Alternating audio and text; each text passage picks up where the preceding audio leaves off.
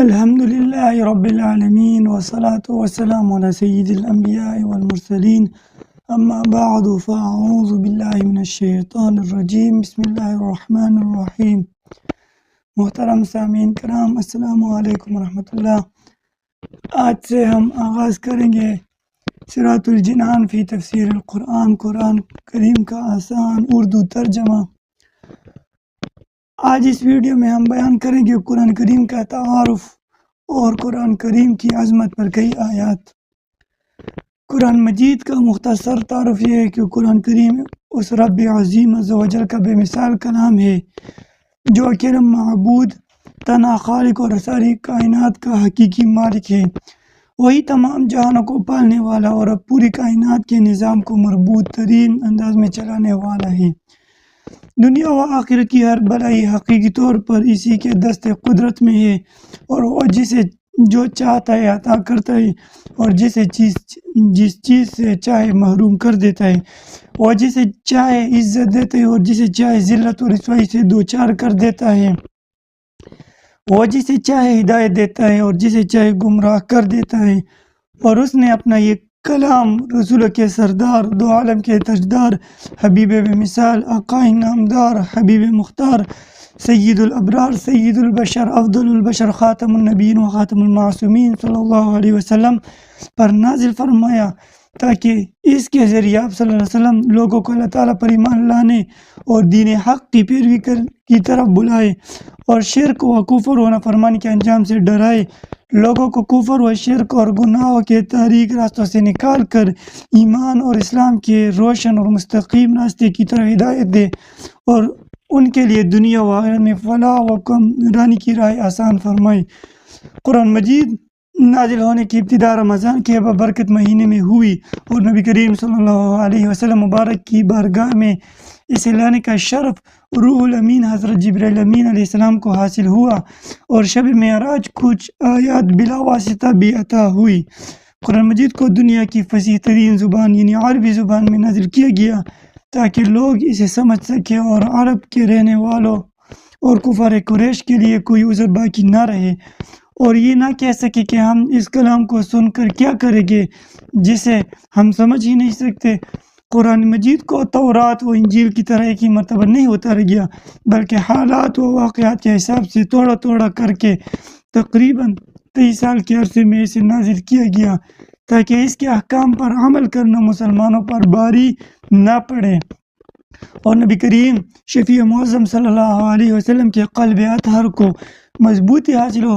اور یہ اللہ تعالیٰ کا اپنے حبیب صلی اللہ علیہ وسلم کی امت پر بہت بڑا احسان ہے۔ قرآن عظیم کے کثیر اسماء نام ہے جو کہ اس کتاب کی عظمت و شرف کی دلیل ہے۔ ان میں 6 اسماء یہ ہے: 1 قرآن کریم، 2 برہان، 3 فرقان، 4 کتاب، 5 مصحف، 6 نور۔ تو قرآن کریم کے یہ 6 نام ہے۔ قرآن عظیم کی عظمت پر کئی آیات ملاحظہ کریں۔ آیت نمبر 1، قرآن کریم اللہ تعالیٰ کی واضح دلیل اور اس کا نازل کیا ہوا نور ہے۔ ارشاد باری تعالیٰ ہے: یا ایھا الناس قد جاءکم برہان من ربکم وانزلنا الیکم نورا مبینا۔ سورہ نساء۔ ترجمہ: اے لوگو، بے شک تمہارے پاس تمہارے رب کی طرف سے واضح دلیل آ گئی، اور ہم نے تمہاری طرف روشن نور نازل کیا۔ آیت نمبر 2، اللہ تعالیٰ کے علاوہ اور کوئی اس کلام کو اپنی طرف سے نہیں بنا سکتا، چنانچہ اللہ تعالیٰ ارشاد فرماتا ہے: وما كان هذا القرآن ان يفترى من دون الله ولكن تصديق الذي بين يديه وتفصيل الكتاب لا ريب فيه من رب العالمين۔ سورہ یونس۔ ترجمہ: اور اس قرآن کی یہ شان نہیں کہ اللہ کے نازل کیے بغیر کوئی اسے اپنے طرف سے بنا لے، ہاں یہ اپنے سے پہلے کتابوں کی تصدیق ہے اور لوح محفوظ کی تفصیل ہے، اس میں کوئی شک نہیں، یہ رب العالمین کی طرف سے ہے۔ آیت نمبر 3، تمام جن و انس مل کر اور ایک دوسرے کی مدد کر کے بھی قرآن عظیم الشان جیسا کلام نہیں لا سکتے، چنانچہ ارشاد باری تعالیٰ ہے: قل لئن اجتمعت الانس والجن على ان يأتوا بمثل هذا القرآن لا يأتون بمثله ولو كان بعضهم لبعض ظهيرا۔ ترجمہ: اگر آدمی اور جن سب اس بات پر متفق ہو جائے کہ اس قرآن کی مانند لے آئے تو اس مثل نہ لا سکے گے اگرچہ ان میں ایک دوسرے کا مددگار ہو۔ آیت نمبر 4، یہ قرآن باطل کی رسائی سے دور ہے کہ اس کے پاس کسی طرح سے باطل نہیں آ سکتا، جیسے کہ اللہ تعالیٰ ارشاد فرماتا ہے لا یأتیہ الباطل من بین یدیہ ولا من خلفہ تنزیل من حکیم حمید۔ ترجمہ، باطل اس کے سامنے اور اس کے پیچھے کسی طرف سے بھی اس کے پاس نہیں آ سکتا، اور وہ قرآن اس کی طرف سے نازل کیا ہوا ہے جو حکمت والا، تعریف کے لائق۔ آیت نمبر 5، یہ کلام سیدھا اور مستقیم ہے اور اس میں کسی قسم کی کوئی کجی ٹیڑھا پن نہیں ہے، بلکہ نہایت معتدل اور مصالح عباد پر مشتمل کتاب ہے۔ چنانچہ ارشاد باری تعالیٰ ہے الحمدللہ الذی انزل على عبده الكتاب ولم يجعل له عوجا قيما لينذر باسا شديدا من لدنه ويبشر المؤمنين الذين يعملون الصالحات ان لهم اجرا حسنا۔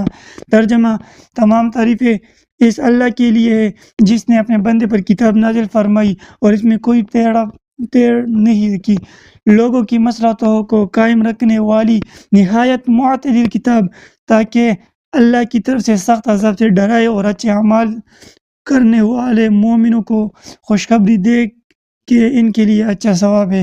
آیت نمبر 6، یہ محفوظ کتاب ہے اور اس میں کسی قسم کی کوئی تبدیلی نہیں ہو سکتی، کیونکہ اس کی حفاظت کا ذمہ خود اللہ جل وعلا نے لیا ہے۔ چنانچہ ارشاد فرمایا اِنَّا نَحْنُ نَزَّلْنَا الذِّكْرَ وَإِنَّا لَهُ لَحَافِظُونَ، بے شک ہم نے اس قرآن کو نازل کیا اور بے شک ہم خود ہی اس کی حفاظت کرنے والے ہیں۔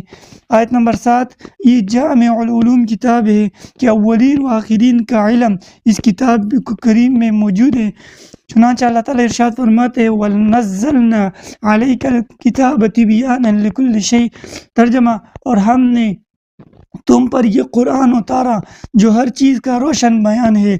دوسری جگہ ارشاد فرماتا ہے ما فرطنا فی الکتاب من شیء۔ ترجمہ، ہم نے اس کتاب میں کسی شے کی کوئی کمی نہیں چھوڑی۔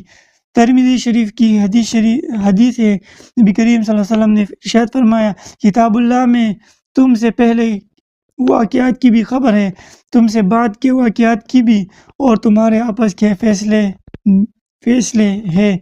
حضرت عبداللہ بن مسعود رضی اللہ تعالیٰ عنہ مبارک فرماتے ہیں قرآن مجید ہر نافع علم پر مشتمل ہے، یعنی اس میں گزشتہ واقعات کی خبریں اور آئندہ ہونے والے واقعات کا علم موجود ہے۔ ہر حلال و حرام کا حکم اس میں مذکور ہے اور اس میں ان کے تمام چیزوں کا علم ہے جن کی لوگوں کو اپنی دنیاوی، دینی، معاشی اور اخروی معاملات میں ضرورت ہے۔ تفسیر ابن کثیر میں۔ آیت نمبر 8، یہ قرآن اس راستے کی طرف رہنمائی کرتا ہے جو سب سے زیادہ سیدھا ہے، جیسے کہ قرآن ارشاد باری تعالیٰ ہے ان ھذا القرآن یہدی للتی ہی اقوم، بے شک یہ قرآن وہ راہ دکھاتا ہے جو سب سے سیدھی ہے۔ آیت نمبر 9، یہ مسلمانوں کے لیے ہدایت، رحمت، بشارت، نصیحت اور شفا ہے۔ چنانچہ ارشاد فرمایا کہ وَھُدًى وَرَحْمَةً وَبُشْرَىٰ لِلْمُسْلِمِينَ، اور مسلمانوں کے لیے ہدایت اور رحمت اور بشارت ہے۔ دوسری جگہ ارشاد فرماتا ہے ھذا بیان للناس وھدی وموعظۃ للمتقین، یہ لوگوں کے لیے ایک بیان اور رہنمائی ہے اور پرہیزگاروں کے لیے نصیحت ہے۔ تیسری جگہ ارشاد فرماتا ہے وَنُنَزِّلُ مِنَ الْقُرْآنِ مَا هُوَ شِفَاءٌ وَرَحْمَةٌ لِّلْمُؤْمِنِينَ وَلَا يَزِيدُ الظَّالِمِينَ إِلَّا خَسَارًا، اور ہم قرآن میں وہ چیز اتارتے ہیں جو ایمان والوں کے لیے شفا اور رحمت ہے اور اس سے ظالموں کو خسارہ ہی بڑھتا ہے۔ آیت نمبر 10، یہ خاص طور پر اہل عرب کے لیے اور عمومی طور پر پوری امت کے لیے عظمت اور ناموری کا سبب ہے۔ چنانچہ اللہ تعالیٰ ارشاد فرماتا ہے وَإِنَّهُ لَذِكْرٌ لَكَ وَلِقَوْمِكَ، اور اے حبیب صلی اللہ علیہ وسلم بے شک یہ قرآن تمہارے اور تمہاری قوم کے لیے عظمت کا سبب ہے۔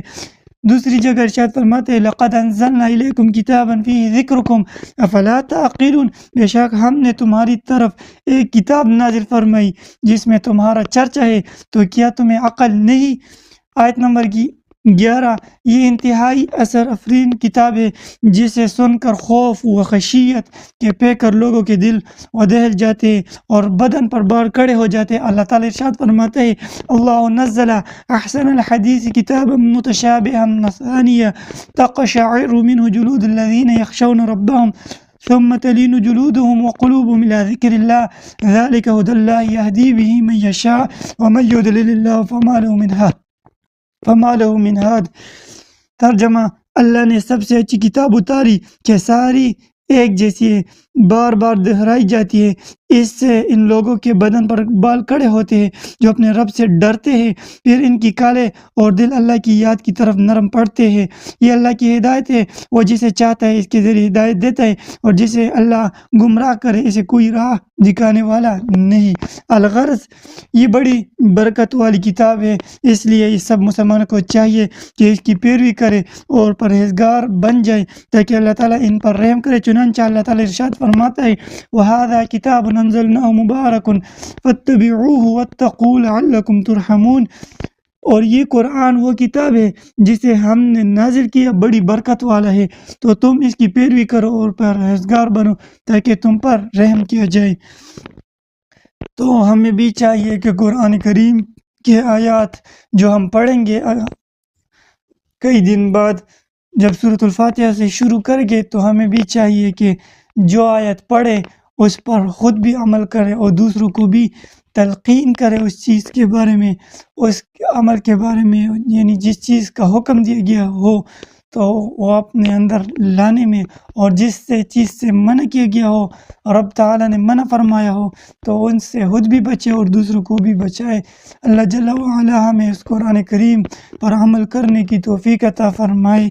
سبحان ربک رب العزت عما یصفون وسلام علی المرسلین والحمد للہ رب العالمین۔